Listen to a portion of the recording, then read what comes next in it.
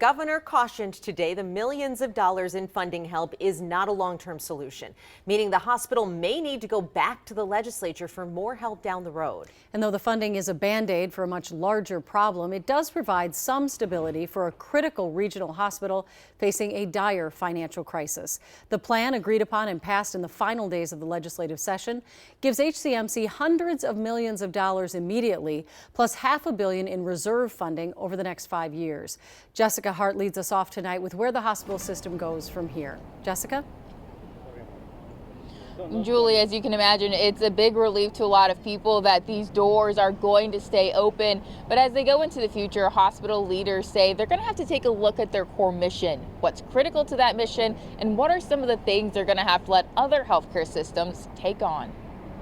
Access to care is a core component of Hennepin County Medical Center's mission. In an age where it feels government is very dysfunctional, government did exactly what it was supposed to do and provided service to the people in a responsible manner, and I'm proud of that. Governor Tim Walz spoke for the first time at HCMC since lawmakers funded the hospital to keep its mission alive. We understand this is a first step. We understand that it is not the end and then to walk away. The hospital will receive $205 million this year and will have access to $500 million in reserve funds through 2031. There are a number of provisions in the legislation tied to the finances that contain some reporting requirements, so there will be a lot of transparency in how the funds are being used and what progress is being made to stabilize Hennepin County Medical Center for the long run. A task force will look at long-term solutions, but Walz and hospital leaders say there needs to be a bigger discussion at the federal level about transforming the healthcare system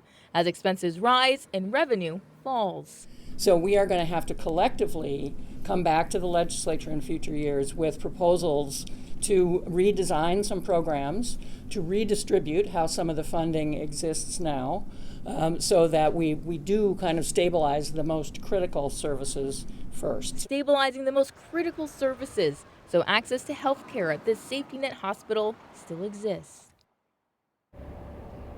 President of the medical staff here at HCMC, Megan Walsh, says she worries every day that people will choose not to work at this hospital because its future is uncertain.